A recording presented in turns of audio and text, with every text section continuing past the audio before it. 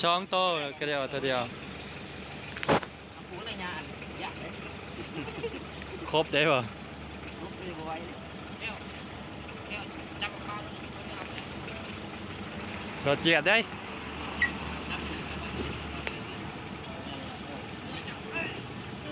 ขึ้นรถแล้วก็แล้วนะยังมันดูดปลาเจ้าบักใหญ่ห้ำกับตัวโตไปถูกด้วยแต่ว่ามันครบได้ถูกแบบพ่อแล้วแบบเกี่ยวอึก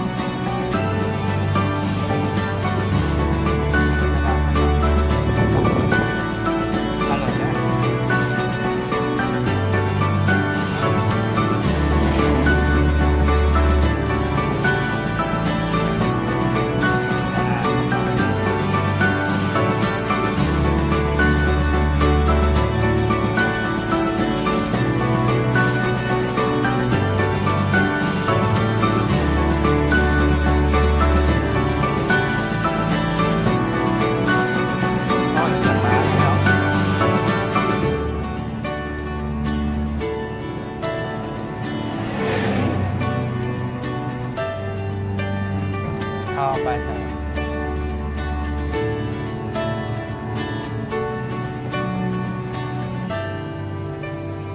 ตาเขาอะไรเกี่ยว โอ้ยลายแล้วคนนั้นก็เลิกงานก็แล้วจัด เอาบ งาน นใส่บาท มันบ่เป็นยังมันเอากับบ่ได้นั้น เขาผิด เอาบ่ได้คิด แค่เห็นแล้วเนี่ยมีกฎหมายลงต้องระงับชก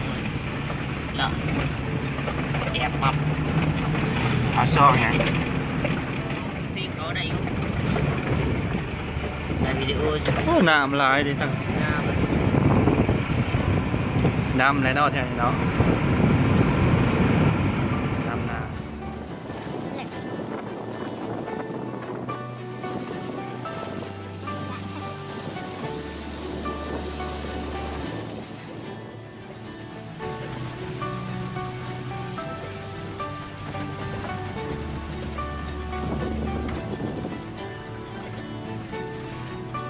จนไฟขนาดมาเนาะเพื่อน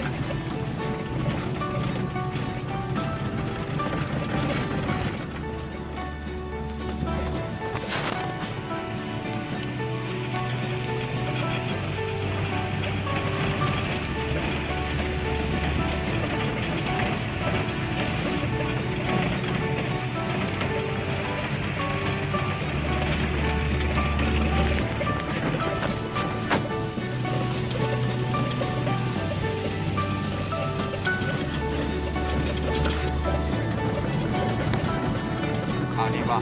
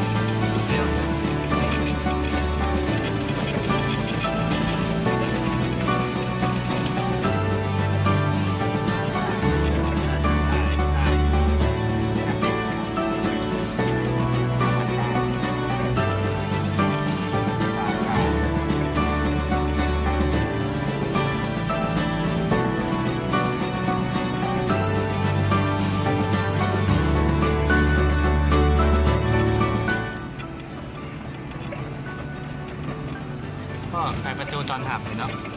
บางทีปิดเลยประตูเนี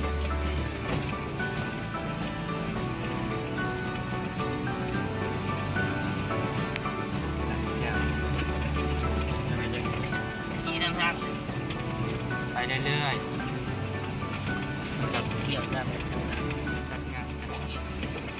หักไปเนี่ยไป โอเค โอ้ยนี่จะกองมือเก่าหมดแล้ว กันบักยังก่อนเราอ่ะชื่อมันอะไรก่อน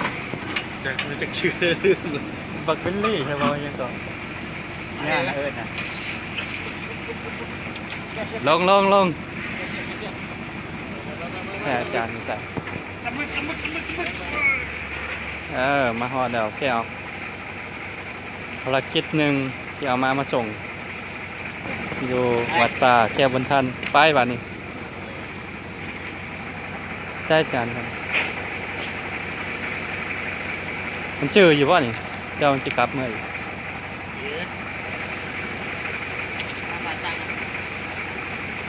ไป ไป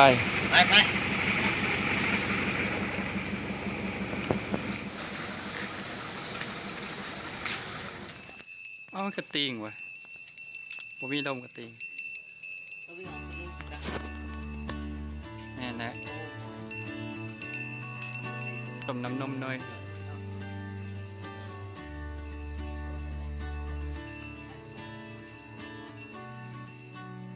ไปคอน